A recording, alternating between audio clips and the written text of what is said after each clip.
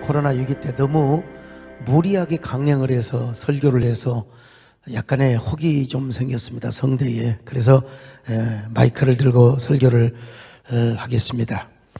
이 부활주일에 교회 나오신 여러분, 그리고 온라인으로 함께 하시는 우리 사랑하는 귀한 성도 여러분, 부활하신 주님의 은혜가 여러분의 마음속에, 여러분의 삶 속에 가득가득 임할 수 있기를 축원합니다. 부활주일이라고 몇 주 만에 오신 여러분들 계십니까? 얼마나 감회가 새롭습니까? 우리 예수님께서는 죽음의 권세와 법칙을 박살내시고 부활하셨습니다. 무덤문을 여시고 부활의 주로 이렇게 나오셨습니다. 그런데 예수님이 3일 동안 누우셨던 무덤이 어디였느냐? 바로 그 유명한 아리마대 요셉이 비싸게 사놓은, 우리나라로 말하면 아주 명당짜리 중에 명당짜리 비싼 돌무덤입니다. 여러분, 예루살렘의 돌무덤 그 값이 얼마나 비싼 줄 아세요? 저런 무덤은 부자 양반만 들어갈 수 있는 무덤이었습니다. 근데 이걸 아리마대 요셉이 공짜로 예수님께 기증을 한 거예요. 그러자 아리마대 요셉의 친구가 요셉에게 이렇게 물어봤다고 합니다. 자네 정신이 돌았나? 아니, 진짜 그 비싼 무덤을 나사렛 예수 그리스도에게 공짜로 제공을 했는가? 맞네, 이 사람아, 내가 공짜로 주었지. 친구가 다시 묻습니다. 자네 정신이 나갔는가? 그 무덤값을 얼마 주고 샀는데 그걸 공짜로 주어서? 아리마대 요셉이 이렇게 말했습니다. 이 사람아, 손해볼 것 전혀 없네. 예수님께서 딱 3일만 빌려달라고 했거든. 3일 후에 부활하신다고 했거든. 난 여기서 뻥 터질 줄 알았는데요. 뭔 말인 줄 모르실 것 같아요. 아무튼 간에 여러분, 무덤에서 부활하신 예수 그리스도께 영광을 올려드립니다. 할렐루야. 저희가 학창시절에 가을이면은 교회에서 문학의 밤 행사를 했어요. 70년대, 80년대 교회를 다닌 분이라면 문학의 밤에 대한 추억을 갖고 있을 것입니다. 거의 2달을 준비해가지고 학생들이 시를 낭송하기도 하고 노래를 부르기도 하고 연극을 준비해서 문학예술의 활동을 하였습니다. 그래서 이때는요, 교회에 다니지 않는 친구까지 초청을 합니다. 그야말로 아주 문학의 밤을 통해서 전도 대행사를 한 것이죠. 사실 저도 문학의 밤 때문에 교회에 정을 들였다고 해도 과언이 아닐 것입니다.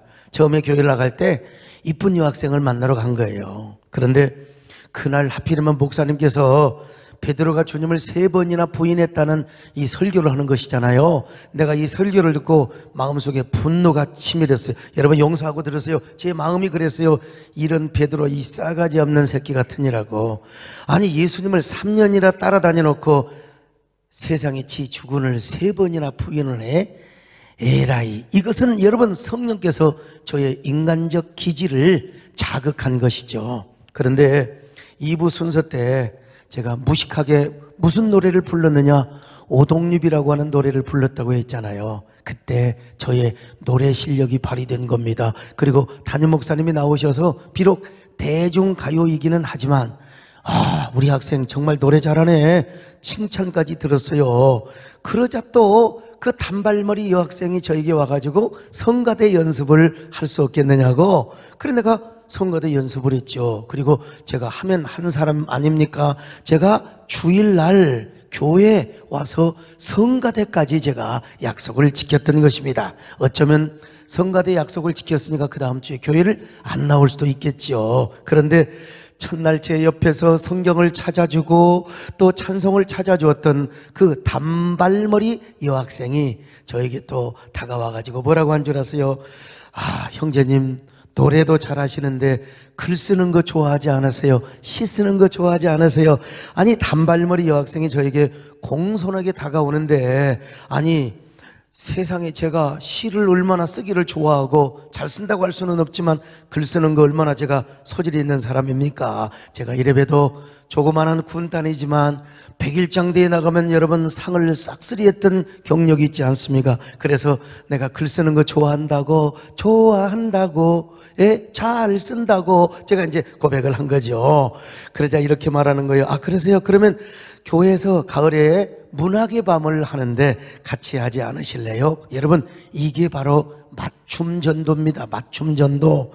제가 시 쓰고 글 쓰는 거 좋아하는 사람이라 딱 걸렸습니다. 그래서 제가 교회에 나가기 딱 좋은 마음이요. 그 후로부터 제가 이제 교회를 열심히 다니는데 여러분, 그 후부터 대중가요 안 불렀습니다. 제가 조금 수준을 높여서 토요일 날 예배 마치고 2부 순서 때 여러분 이런 격조 있는 노래를 불렀다는 사실을, 아니 대중가요가 뭐 잘못되는 게 아니라 교회에서 대중가요 부른 게 좀 그렇잖아요. 그래 조금요 수준 높은 노래를 부른 거예요. 에델보이스 에델보이스 Every morning you greet me Small and white Clean and bright You look happy to me 그러니까 여러분요, 와, 애들이 막 눈이 둥그러져 가지고요. 근데 또 이렇게 노래를 부르다 보면 목사님 그거 끝까지 다 아세요? 당연히 알지요. Blossom of snow may you bloom and glow Bloom and glow forever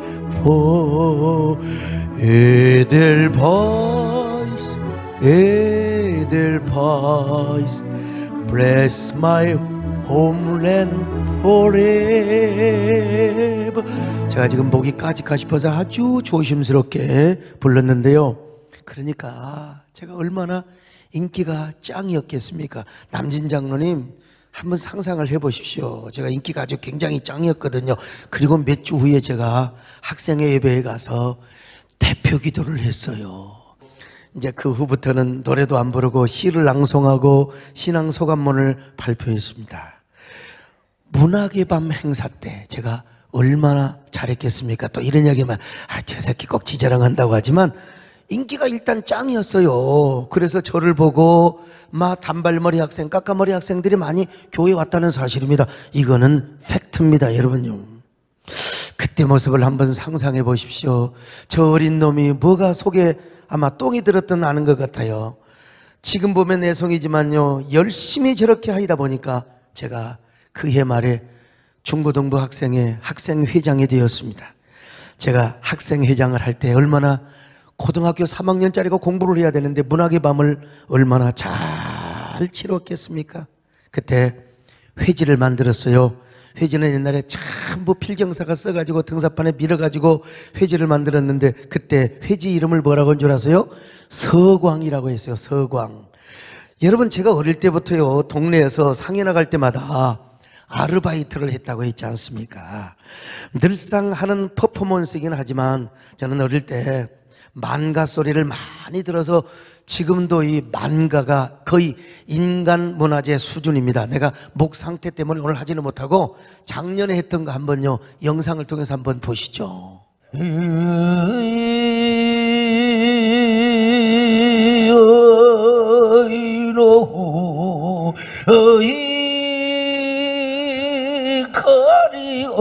인간 문화재가 따로 없어요, 여러분.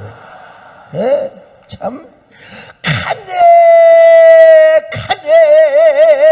나는 가네 정든 집을 두고 나는 가네 어이노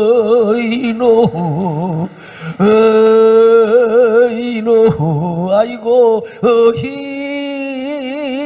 거리 어이노 어젯밤에는 안방에서 잠깐만 오늘 저녁은 북망산천 어이노 어이 거리 어이노 아이고 우리 영감 불쌍한 거 같이 가요. 이런 할머니 말은 진정성이 없습니다. 거짓말이야. 그러니까 각자 건강은 각자 챙기시기를 축원합니다, 여러분. 제가 왜 이걸 보여주느냐면 지금 왜 서광이라고 회지 이름을 제가 사용했는가 이걸 설명하기 위해서요. 어린 시절에 이런 상여 망가 소리를 들으며 산에 가서 죽은 사람 많이 묻는 것 봤어요. 시체들을 얼마나 많이 봤는지 내가 목사가 안 됐으면 하마터면 제가 장의사 협회 회장 됐을 뻔했어요. 제가 어릴 때부터 인생이 저렇게 차디찬 시체가 되어서 땅속에 묻히려고 태어났단 말인가. 그러니 제가 죽음에 대해서 어린 시절에 인문학적이고 철학적인 죽음을 얼마나 많이 질문을 제가 얼마나 많이 했겠습니까? 인생은 무엇인가? 어디로부터 왔다가 어디서 왔다가 어디로 가는 것이 인생인가? 이러한 질문이 제 무의식 저변에 굉장히 깔려 있었을 것 아니겠습니까? 그러던 놈이 제가 교회를 나갔어요. 교회를 나가서 들어보니까 예수님이 십자가에 죽으셨고 날 위해 부활을 하셨다는 말씀을 들었어요. 이야, 호기심이 있어요.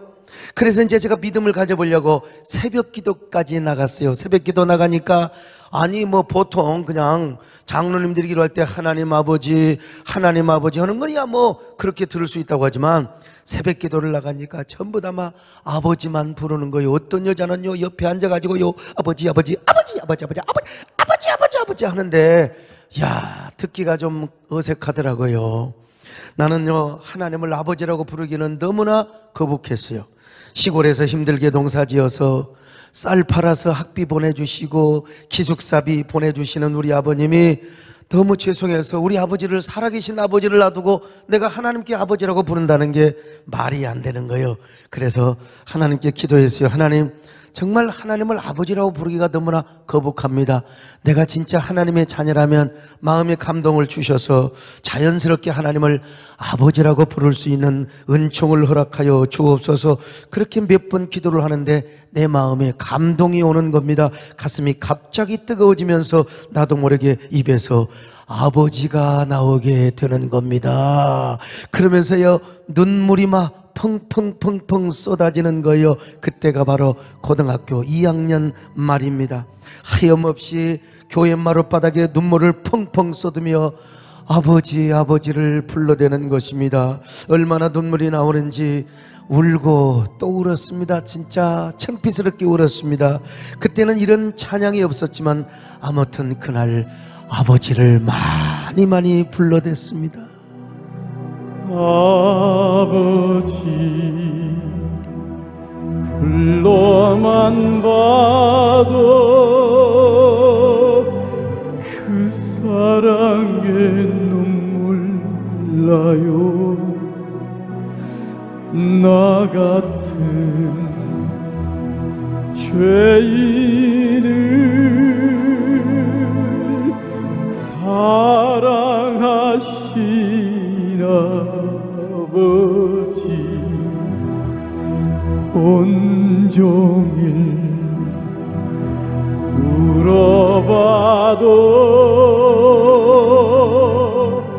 감당할 수 없는 그 사랑 그 크신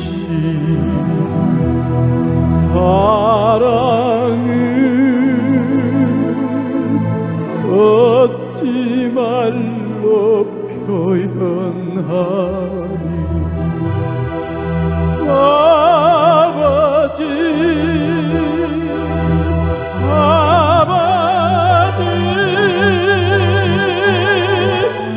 내 영혼 깊은 곳에서 불러보는 내 아버지 나의 아버지 이 생명 다하는 그날까지 지키시고 인도하실 참 좋으신 나의 아버지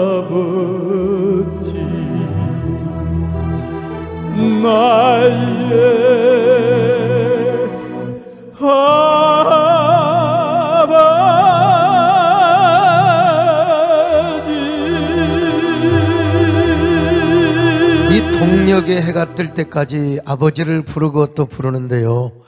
참, 내가 그때 무슨 얼마나 철이 들었다고. 고등학교 2학년 말인데요.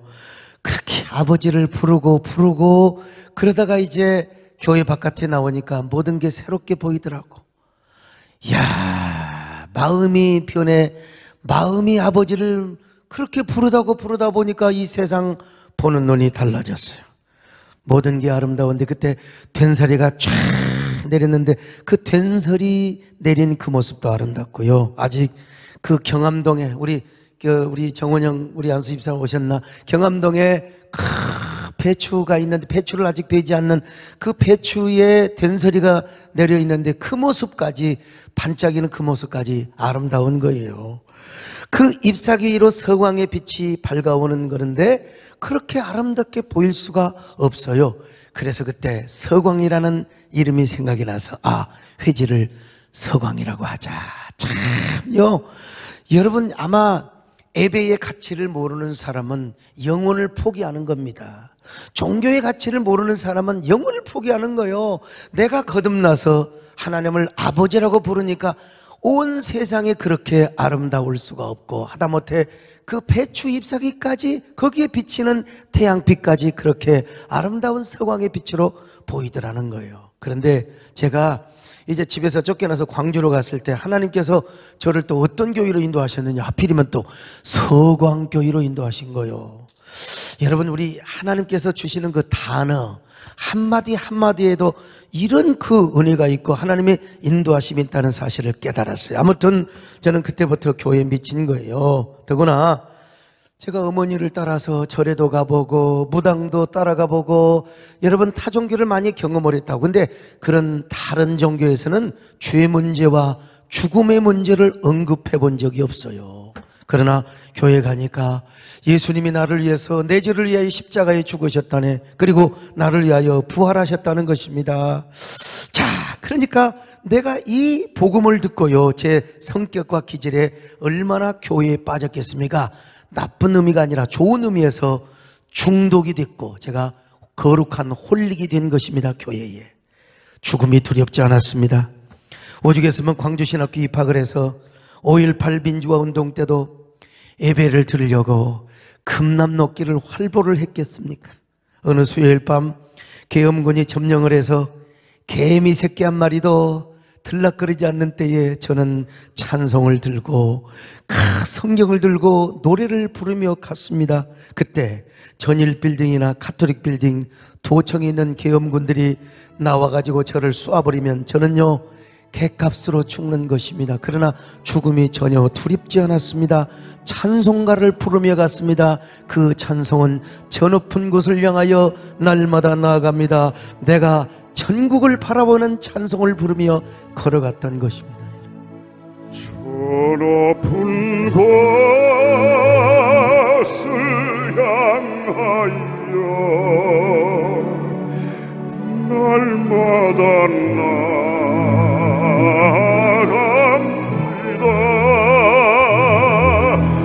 내 뜻과 정성과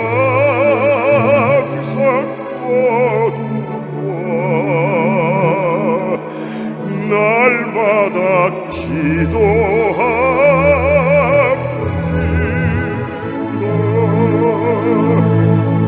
내 주여 내 말 붙드사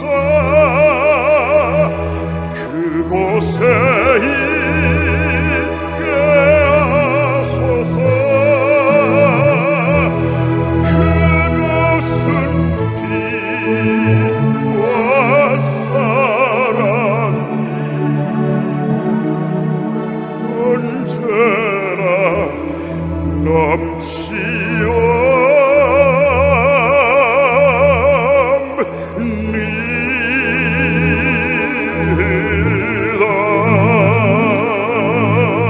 그것은 스무 살짜리의 그 신학교 1학년 학생, 얼마나 죽음이 두렵지 않았으면 그 길을 걸어가면서 이런 노래를 불렀겠습니까? 난 내가 봐도 지금 생각해봐도 참 다시 와도 죽음이 와도 박살날 나의 청춘이여. 여러분 정말 저는 후회되지 않습니다. 죽음을 두려워하지 않았어요. 그러나 부활신앙이 없는 사람들은 죽음이 얼마나 두렵고 공포스러운지 모릅니다. 사랑하는 사람이 죽으면 얼마나 외롭고 절망스럽습니까? 그래서 세계 모든 이들이 지금 코로나 두려움 속에 살아가고 있습니다. 공포 속에 떨고 있습니다. 코로나 블루, 이 코로나 우울한 분위기에 짓눌려 살아가고 있다 이 말이죠. 오늘 본문에 소개되는 제자가 바로 그런 사람이었습니다. 예수님을 따르던 사람들에게는 예수님이 전부였습니다. 희망이요 기대였습니다. 예수님은 어느 때인가 무너진 이스라엘을 회복하고 무너진 다윗 왕국을 세울 것이라고 믿었습니다. 그러나 그 예수님이 십자가에 죽었어요. 십자가에 죽었단 말은 저주받아 죽었단 말이요, 나무에 달린 자마다 저주를 받아 죽었다고 율법에서 말하거든요. 그러니까 예수님의 12제자뿐만 아니라 그를 따르던 모든 군중들이 다 절망을 하였습니다. 오늘 본문에 소개되는 두 제자는 12제자는 아니요, 이름이 한 사람 글로바라고 하는 걸 봐서 아마 70문도에 속하지 않을까 이렇게 추측을 해봅니다. 이 두 사람이 예수님의 갈보리야, 저 갈보리 십자가에 죽으신 후에 예루살렘을 떠나서 우울한 마음으로 지금 슬픈 분위기로 지금 엠마오로 향하고 있단 말입니다. 예수님께서 하나님의 저주를 받아 십자가에 죽어버린 이상 예루살렘에 있을 필요가 뭐가 있느냐, 슬픈 기색을 하며 우울한 마음을 가지고 지금 저 엠마오로 내려가고 있습니다. 자, 누가복음 24장 13절로 14절입니다. 시작. 그날에 그들 중 둘이 예루살렘에서 25리 되는 엠마오라 하는 마을로 가면서 이 모든 된 일을 서로 이야기하더라. 슬픈 기색을 하며 갑니다. 17절 하반절입니다. 시작. 두 사람이 슬픈 빛을 띠고 머물러 서더라. 예루살렘에서 엠마오까지 25리, 여러분 빠른 걸음으로 가지 않으면 한 3시간 정도 걸립니다. 무슨 얘기를 했어요? 나사렛 예수는 우리의 희망이고 우리의 모든 삶의 기대였는데 어쩌면 하나님께서 그렇게 십자가에 죽일 수가 있어. 그런 예수님이 어떻게 저주를 받아 죽을 수가 있다니. 여러분, 그런 얘기를 하고 있는데 부활하신 예수님이 그들과 동행을 하셨던 것입니다. 예수님께서 절망하고 슬퍼하고 있는 그들에게 당신의 부활하신 모습을 보이시려고 그들에게 찾아오셨어요. 격려해 주시고 소망을 주시기 위해서요. 그런데도 불행하게도 그들은 눈에 무언가 씌어가지고 예수님을 예수님으로 보지를 못했던 것입니다. 얼마나 불행한 일입니까? 오늘 15절 16절을 같이 보실까요? 시작. 그들이 서로 이야기하며 문의할 때에 예수께서 가까이 이르러 그들과 동행하시나 그들의 눈이 가리어져서 그인 줄 알아보지 못하거늘. 여러분, 예수님이 왜 그들에게 나타나셨을까요? 내가 부활했다 메롱 놀려주려고 여러분 나타나셨을까요? 여러분, 아니죠. 저는 좀 목사이지만 장난기가 좀 많아요. 어릴 때부터 장난기가 많아가지고 그래서 야간 산행을 하다가 제가 좀 산을 빨리 올라가거든요. 먼저 올라가서 큰 나무 밑에 숨어 있다가 장로님들이 올라오면 막 귀신이야 그냥 아예 우리 김문기 장로는 그 자리에서 주저앉아 버렸어요. 그냥 오줌을 싸고 주저앉아 버렸어요. 천하의 대통령 수행부장을 했던 우리 저 유성근 장로님도 거반 주저앉을 뻔했습니다. 여러분, 저분이 요즘 테크볼을 한다고 어저께 중앙일보 전면에 그냥 신문에 나오더라고 본님. 그러나 여러분, 우리 예수님은 그렇지 않았습니다. 주님이 부활하신 당신의 모습을 그들에게 나타내 보임으로써 슬픈 마음을 위로해주고 절망했던 마음을 회복시켜주기 위하여 예수님이 그들에게 나타나신 겁니다. 예수님께서 선지자가 말한 대로 바로 예수님은 십자가에 죽은 3일 만에 부활한다고 했잖아.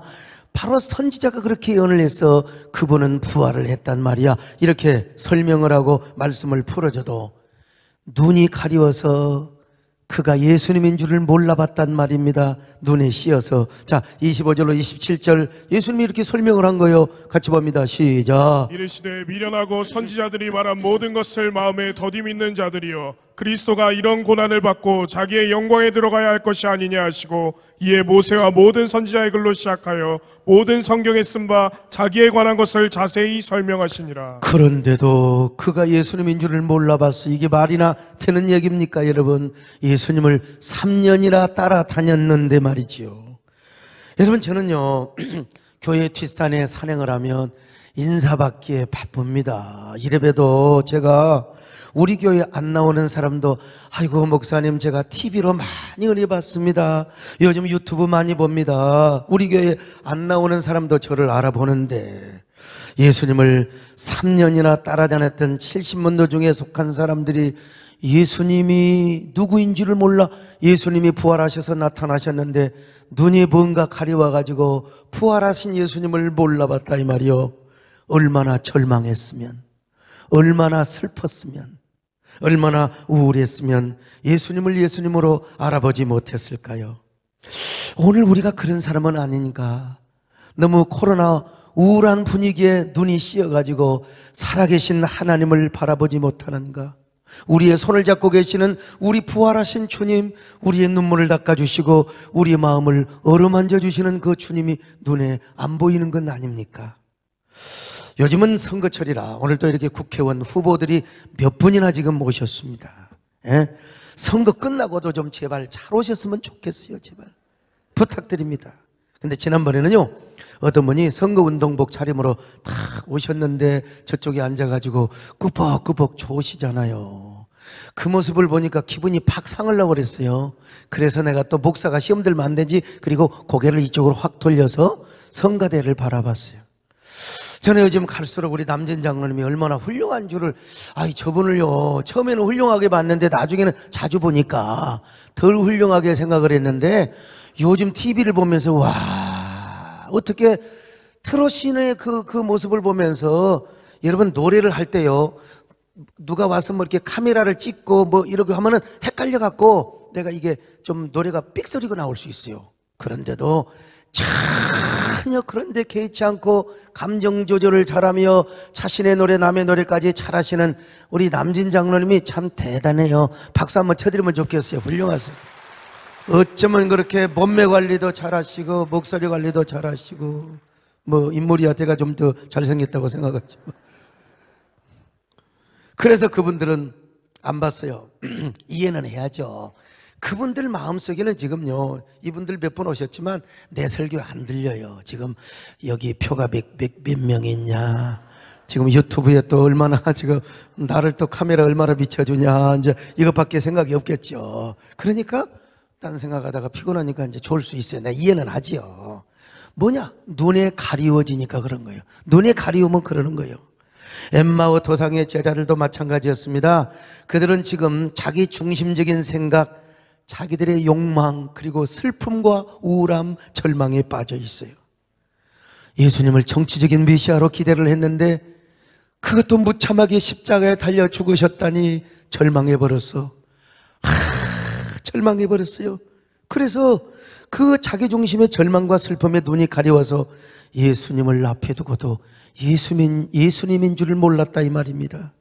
예수님의 또렷한 음성을 듣고도 예수님인 줄을 몰랐다 이 말이요.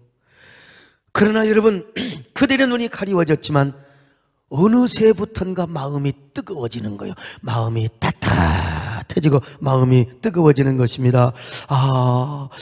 그래서 예수님인 줄은 몰랐는데 그분의 말씀을 들으면서 마음이 뜨거워지더라 이 말이요. 누가복음 24장 32절입니다. 같이 봅니다. 시작. 그들이 서로 말하되 길에서 우리에게 말씀하시고 우리에게 성경을 풀어주실 때에 우리 속에서 마음이 뜨겁지 아니하더냐 하고. 여러분도 지금요 세상 근심 염려 때문에, 코로나 때문에 장사 안 된다고 불경기라고, 여러분 부활하신 주님이 전혀 마음에 떠오르지 않습니까? 부활하신 예수님이 내 마음에 전혀 안 느껴지느냐 이 말이요. 왜? 마음의 눈이 가리워져 있고, 여러분, 그리고 우리의 눈이 영안이 가리워져 있기 때문에 그런 것입니다. 그러나 오늘 여러분 이 말씀을 들으면서 이상하게 마음이 따뜻함을 느껴지시기를 바랍니다. 포근함이 느껴지시기를 바랍니다. 뜨거워짐이 느껴지심을 바랍니다. 그렇다면 지금 주님이 여러분에게 찾아가고 계시는 것입니다. 신랑 대신 예수님이 찾아오셨습니다. 우리 온라인 예배 드리는 여러분들이요, 온라인 현장에 우리 주님이 여러분을 찾아오고 있는 것입니다. 오늘 이 자리에 계신 여러분들뿐만 아니라 온라인 현장에 계신 여러분들이요, 오늘 주님이 여러분의 마음을 만져주시기를 바랍니다. 여러분의 심령을 어루만져 주시기를 바랍니다. 자, 그런데 그들이 언제 예수님을 예수님으로 깨닫게 되었는가? 엠마오에 이르러서 우리 예수님이 그들과 떡을 떼며 식탁을 나누신 거요. 참, 우리 예수님 얼마나 사랑이 많으신지. 저도 옛날에 학교 다니면서 아르바이트를 했잖아요. 가정교사도 해보고, 성질이 급해갖고 나도 멍청하지만 나보다 멍청한 놈들이 더 많더만. 뭘 가르치면 금방 잊어먹어. 야, 이 멍청한 놈아, 두드려 패면서. 그래서 또 집에서 쫓겨난 적도 있고 그랬습니다만은, 우리 예수님이 오셔가지고, 아니, 이 멍청아, 내가 예수야, 내가 부활했어, 그렇게 말씀하지 않으시고 그냥 떡을 떼시면서 이것은 내 몸이니 받아 먹으라, 뭐 그렇게 하셨는지 모르지만 하여간 식탁을 함께 나누신 거예요. 그 순간 바로 그 제자들의 눈이 열린 거예요. 예수님이시네. 예수님이시네. 그 순간 예수님께서 사라졌습니다. 예수님 부활하셨구나. 진짜 마리아가 빈 무덤을 보았고 부활하신 예수님을 목격하였다는 것이 사실이었구나. 그래서 그들은 일어나서 식탁을 걷어차고 예루살렘으로 달려갑니다. 더 이상 이제 어딥니까? 이 엠마오에 있을 필요가 없어요. 예루살렘으로 달려가서 12제자와 70문도 그리고 120문도에게 부활하신 예수님을 만났다고 증언을 하였습니다. 자, 33절로 35절을 보실까요? 시작. 곧 일어나 예루살렘에 돌아가 보니 11제자 및 그들과 함께한 자들이 모여 있어 두 사람도 길에서 된 일과 예수께서 떡을 떼심으로 자기들에게 알려주신 것을 말하더라. 여러분, 예수님을 증거합니다. 여러분 기뻐하십시오. 예수님은 부활하셨습니다. 무덤에 계시지 않습니다. 살아나신 분이 엠마오로 가는 3시간 동안이나 우리와 함께 하셨고, 그리고 그분은 사망 권세를 깨뜨리시고 죽음의 문을 박살내시며 우리와 함께 하십니다. 지금 어딘가 우리와 함께 하실 수도 있습니다. 예수님 부활하셨습니다. 이렇게 증언을 하였다 이 말이요. 여러분, 저는요, 여기서 슬픈 기색을 하며 엠마오로 내려가는 두 제자의 모습과 부활하신 주님을 목격하고 엠마오에서 예루살렘으로 달려가는 부활의 그 제자들의 모습이 얼마나 대조적이었을까를 상상해 보는 것입니다. 십자가에 죽으신 주님을 목격하며 엠마오로 내려갔을 때 얼마나 처절했겠습니까? 얼마나 그 눈빛과 얼굴빛이 절망스러웠겠습니까? 그 마음은 얼마나 우울했겠습니까? 그런데 여러분, 그 절망스러웠던 제자들이 부활하신 주님을 목격했어요. 부활하신 주님을 만났어요. 떡까지 떼어주며 축사를 했거든요. 가슴이 뜨거워졌습니다. 감격으로 폭발을 할 지경이었습니다. 그러니 예루살렘으로 올라갈 때 그들의 눈빛은 어떤 눈빛이었을까요?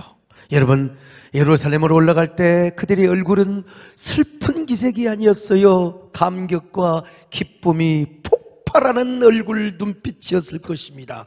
흥분된 기색을 하며 어떤 이야기를 나누며 갔을까요? 둘이서 아마 마주보며 달려갔을 거요. 맞아, 예수님은 부활하신다고 했잖아.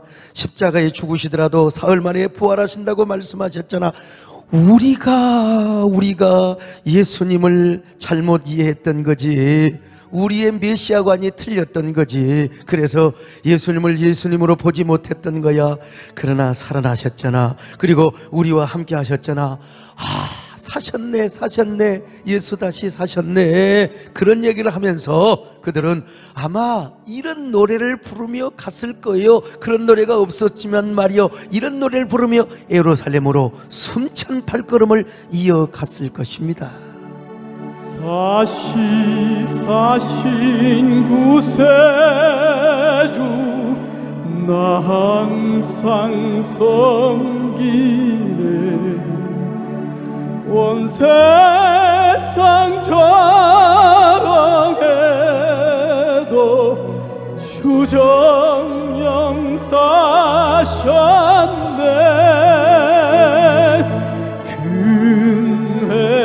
근혜로운 손길 부드러운 음성 내 평생 주님 함께 늘 계시네. 예수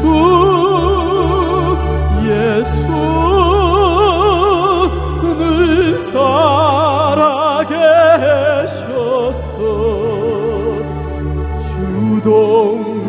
주동행하여 주시며 늘 말씀하시네. 예수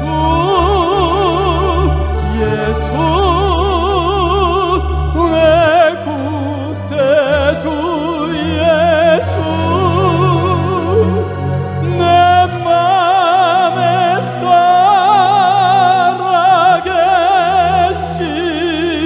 살아계시네. 늘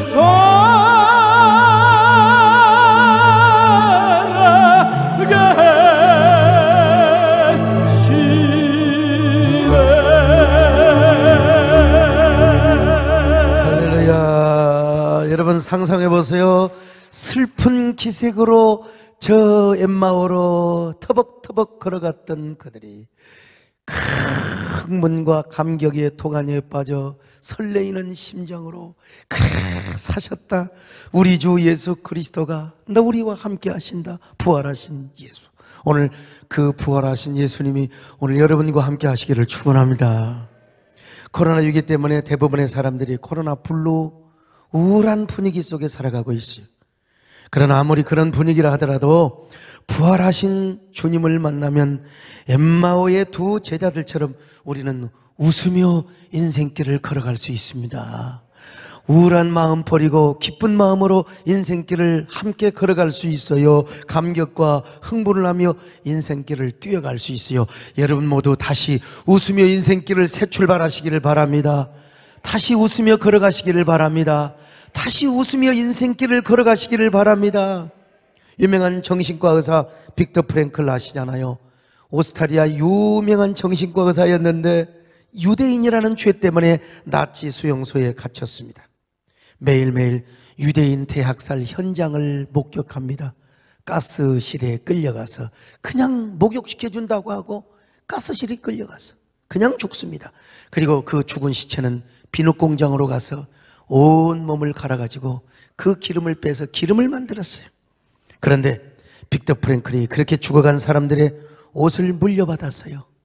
옷을 물려받았는데 그 옷 속에 성경 쪼가리 한 페이지가 탁 발견이 되는 거예요. 그 말씀이 바로 뭐냐? 쇠마의 말씀이요. 이스라엘아 들으라. 여호와는 상천하지에 오직 한 분이시니. 얼마나 아름다운 말씀입니까? 그런데 그 옆에 뭐라고 친필로 써놓은 줄 아십니까? 죽어가는 사람이 용기를 잃지 말라. 용기를 잃지 말라. 그가 만약에 시간적인 여유가 있었더라면 이런 글도 썼을 겁니다. 그래도 웃으며 살아가라. 그래도 웃으며 살아가라. 그는 죽으면서도 이스라엘의 하나님, 쇠마의 하나님을 붙잡았던 것입니다. 그래서 이런 글씨를 써놓았던 겁니다. 하물며 부활하신 예수님을 믿는 우리이겠습니까? 부활하신 예수님을 목격하고 만난 우리이겠습니까? 부활하신 예수님을 우리 마음속에 모신 우리이겠습니까? 함께 웃으며 인생길을 걸어가야지요. 오늘 몇 주 만에 우리 교회에 오신 분들 계시지 않겠어요? 여러분, 우리 우울증에 걸리면 안 됩니다. 웃으며 인생길 걸어가시기를 축원합니다.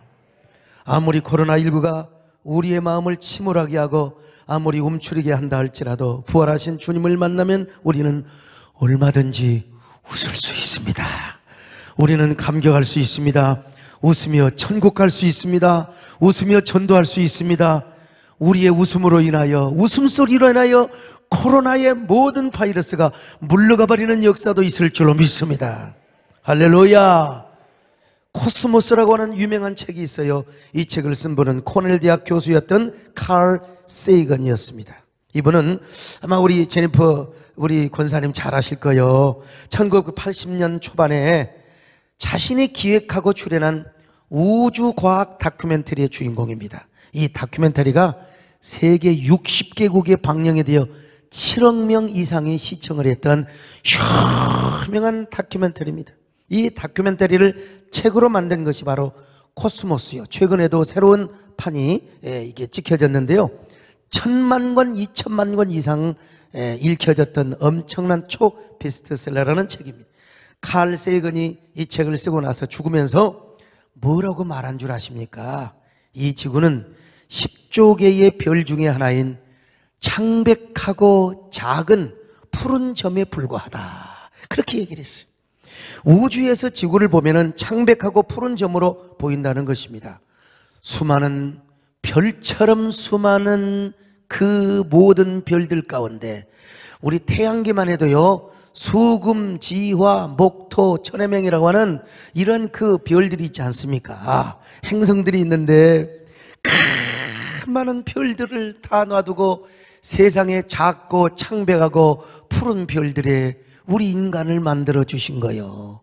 뭐 외계인들이 있다고 하지만 이건 전부 다 공상이고요. 여러분, 이 작고 푸른 그리고 뭡니까? 창백한 점과 같은 별 속에 우리 인간을 당신의 형상으로 지어 주셨어요. 그리고 이 조그마한 지구촌에 예수 그리스도를 보내셔서 십자가에 죽게 하시고 부활하게 하셨단 말입니다. 우리는 작고 창백하며 푸른 점 안에서 이런 놀라운 부활의 감격과 축복을 누리며 살아가고 있는 것입니다. 그러니 얼마나 놀라운 일입니까? 이걸 가리켜서 Amazing Grace, 지야말로 어처구니 없는 은혜입니다. 다른 별들이 생명이 있다면 이 지구촌을 바라볼 때마다 얼마나 질투하고 시샘하고 시기를 하겠습니까? 그런데 우리는 여러분, 이 작고 창백하고 푸른 점과는 비교할 수도 없는 저 광활한 우주 위의 우주, 코스모스 위의 코스모스의 영원한 하늘나라가 있을 텐데, 여러분, 있을 텐데가 아니요, 있어요. 근데 나는 어디 있는지는 잘 모르지만 Heavenly Father, 창공에 저 푸르른 우주 어딘가에 하나님의 나라가 있을 것 아니겠습니까? 여러분, 이 사실을 믿으시면 아멘 하시길 바랍니다. 공간은 모르지만 존재는 확실하다 이 말이죠. 그러므로 우리는 이 영원한 영생을 얻으며 천국 가는 길에 웃으며 살아야지요. 웃으며 달려가야지요. 다시 웃으며 우리가 인생길을 걸어갈 때 이 창백한 우리의 지구촌이 환한 지구촌이 될 줄로 믿습니다. 우리가 웃게 될 때 창백하고 어두운 푸른 지구가 환하게 녹색, 그야말로 녹색으로 바뀌는 아름다운 푸르른 밝은 빛 푸르는 이런 지구촌이 될 줄로 믿습니다. 누가 그렇게 하느냐? 예수 믿는 사람들이 밝은 마음으로 웃으며 살아갈 때, 엠마오로 가는 길은 슬픈 길이었지만 부활하신 주님을 만나고 예루살렘으로 갔던 그 길은 웃으며 가는 길이었습니다. 다시 웃으며 가는 길이었습니다. 흥분하며 가는 길이었습니다. 여러분, 우리 모두 이 부활주일에 주님을 만나시길 바랍니다. 부활의 주님을 만나시길 바랍니다. 그러면서 우리 함께 웃으면서 함께 손을 잡고 가자는 말입니다. 이건 제가 작곡한 노래지만 저음으로 되어 있기 때문에 내가 부를 수 있어요. 여러분, 우리 함께 걸어요, 손잡게 함께 걸어요. 부활의 주님 함께 하잖아요. 우리 함께 걸어가요. 우리 함께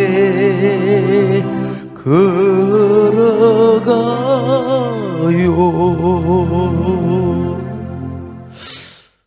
사랑하는 여러분, 그리고 오늘 유튜브로 함께하는 온라인 성도 여러분, 또 TV 방송을 통하여 이 설교를 시청하는 우리 한국교회 교인들이요, 우리가 솔직히 코로나에 너무나 겁을 먹었지는 않는가? 우리 한국교회가 너무나 예배를 쉽게 포기하지는 않았는가? 우리가 이런 생각을 할 필요가 있습니다. 엠마오로 가는 길, 절망하며 실패했던 바로 엠마오의 두 제자, 부활하신 주님을 목격하여 웃으며 예루살렘으로 뛰어갔습니다. 그런 것처럼 이제 우리도 손을 잡고 웃으면서, 물론 사회적 거리를 지켜야 되겠지만 웃으면서 다시 인생길을 출발하십시다. 다시 웃으며 우리가 주님을 경배합시다. 그러면서 무너진 여러분의 신앙을 다시 세울 수 있기를 바랍니다. 무너진 우리의 교회를 세울 수 있기를 바랍니다. 무너져가는 우리 예배를 다시 세울 수 있기를 바랍니다. 그런 저와 여러분 되시기를 주님의 이름으로 축원합니다. 하나님 아버지 고맙습니다. 감사합니다. 오늘 다시 한번 웃으면서 우리가 인생길을 걸어가게 하시고, 이 일은 인력으로 되는 것이 아닙니다. 부활하신 주님을 목격할 때만 가능할 줄로 믿습니다. 우리 주님과 함께 다시 웃으며 걸어갈 수 있는 저희들 되게 하여 주시옵소서. 예수님의 이름으로 기도 올리옵나이다. 아멘.